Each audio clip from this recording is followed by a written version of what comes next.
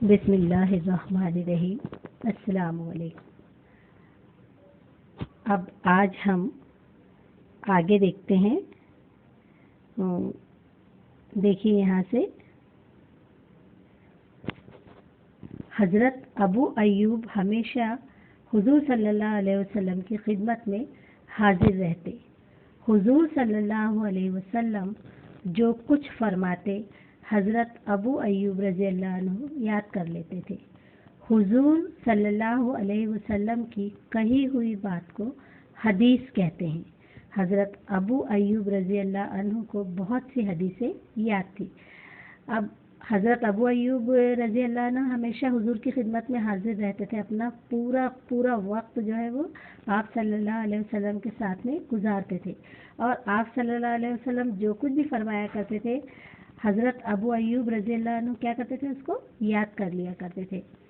اب جو باتیں آپ صلی اللہ علیہ وسلم سے کہی گئی ہیں انہیں کیا کہا جاتا ہے؟ حدیث کہا جاتا ہے۔ حضور صلی اللہ علیہ وسلم کی کہی ہوئی بات کو حدیث کہتے ہیں۔ حضرت ابو ایوب رضی اللہ عنہ کو بہت سی حدیثیں یاد تھی۔ انہوں نے وہ ساری باتیں جو آپ صلی اللہ علیہ وسلم فرمایا کرتے تھے ان کو یاد کر لیا کرتے تھے۔ اس طرح انہیں بہت ساری حدیثیں یاد ہو گئی تھی۔ ایک مرتبہ حضرت ابو ایوب رضی اللہ عنہ کو معلوم ہوا کہ مصر کے گورنر حضرت عقبہ بن عامر رضی اللہ عنہ کوئی حدیث بیان کرتے ہیں۔ حضرت ابو ایوب رضی اللہ عنہ اس حدیث سے ناواقف تھے۔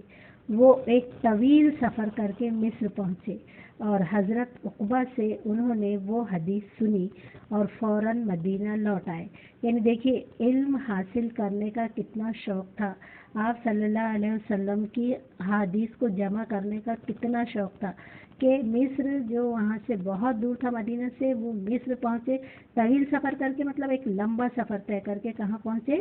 مصر پہنچے، اور وہاں کے جو گورنر تھے حضرت عقبہ بن عامر رضی اللہ عنہ، ان سے وہ حدیث سنی، اس کو فوراً یاد کیا اور پھر واپس کہاں آئے؟ مدینہ لوٹ آئے۔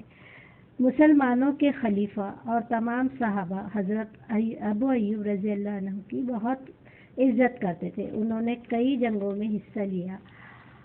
ایک بار قسطنطنیہ کو فتح کرنے کے لیے فوج روانہ ہوئی۔ حضرت ابو ایوب رضی اللہ عنہ بھی ہمراہ تھی۔ وہیں ایک وبائی مرض میں انہوں نے وفات پائی اور قلعے کی فصیل کے باہر دفن کیے گئے۔ حضرت ابو ایوب رضی اللہ عنہ کی قبر آج بھی وہاں موجود ہے۔ اب صحابہ جو تھے وہ جنگوں میں حصہ لیا کرتے تھے۔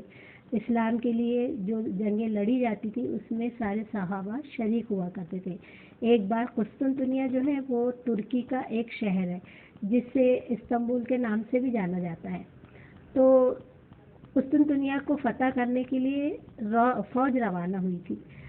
سارے مطلب مسلمان اس میں شامل تھے، صحابہ بہت سارے صحابہ شامل تھے، اور ان سب کے ساتھ ہمراہ مطلب ان سب کے ساتھ حضرت ابو ایوب رضی اللہ عنہ بھی ان کے ساتھ تھے۔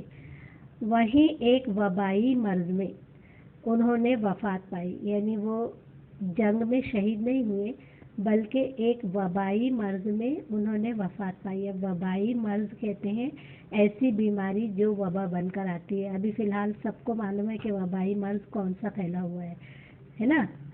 کورونا جو ہے وہ وبائی مرض ہے جو اس وقت ساری دنیا میں پھیلا ہوا ہے، اور ساری دنیا کے لوگ جو ہیں وہ گھروں میں بند ہو کر بیٹھے ہوئے ہیں۔ تو یہ بھی ایک وبا ہے، اور اس وقت کوئی وبا پھیلی ہوگی تو اس میں انہوں نے مطلب ابو ایوب انصاری نے وفات پائی، مطلب ان کا انتقال ہوا، اور قلعے کی فصیل کے باہر دفن کیے گئے۔ فصیل کہتے ہیں شہری قلعے کے گرد حفاظت کے لیے ایک دیوار بنائی جاتی ہے۔ پرانے زمانے میں جو قلعے ہوا کرتے تھے، ایک شہر میں داخل ہونے کے لیے پہلے قلعے کے گیٹ سے اندر داخل ہونا پڑتا تھا، اور وہ جو گیٹ ہوتا تھا وہ فصیل میں بنا ہوتا تھا، اور فصیل جو ہے وہ بہت اونچی دیوار ہوتی تھی جو کہ قلعے کو چاروں طرف سے گھیرے ہوئے ہوتی تھی۔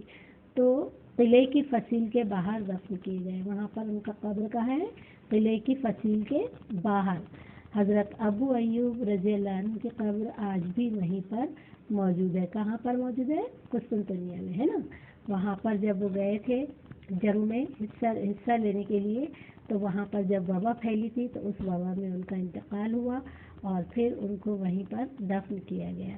تو آج یہ ہمارا سبق جو ہے حضرت ابو ایوب انصاری رضی اللہ عنہ یہاں پر ختم ہوتا ہے، اور اس کے بعد پھر ہم جو شروع کریں گے وہ ہے ایک جملے میں جواب لکھیے، اور یہ ایک جملے کے جواب انشاءاللہ تعالی ہم اب اپنی جب مشق شروع ہوگی تو اس مشق میں ہم یہ سارے سوالات کے جوابات آپ کو بتائیں گے، اور آپ کو لکھنا ہے جس طرح سے ہم نے آپ کو بتایا تھا۔ اب فی الحال آپ کا کام یہ ہے، ہو سکتا ہے بہت سارے بچے یہاں آئے بھی تھے جنہوں نے بکس خریدی ہیں، ہو سکتا ہے آپ نے بھی خرید لی ہوگی، سبھی کو بکس خریدنا ہے، اسکول میں بکس مل رہی ہیں، یہاں پر بک اویلیبل ہے، آپ آئیے خریدیے اور اپنی پڑھائی کی شروعات کیجیے۔ کچھ بچے آئے بھی تھے جن کے پیرنٹس بکس لے کر گئے ہیں اور لانگ کاپی بھی لے کر گئے ہیں، تو اس میں آپ کو یہ کام کرنا ہے، آپ سبق پڑھیں اور سبق پڑھنے کے بعد میں آپ یہ دیکھیں کہ اس میں جو سوالات دیے ہوئے ہیں کتاب میں، اگر آپ کے پاس کتاب ہے تو، اور اگر نہیں ہے تو پھر ہم دیکھیں گے اپنی اگلی مشق میں جب آپ کے سامنے ہوگی یہ مشق، اس وقت آپ پھر اس کو دیکھنا اور پھر اس کو حل کرنا، اور جو آپ کی خوش خطی ہے اس کو جاری رکھنا۔ فی امان اللہ۔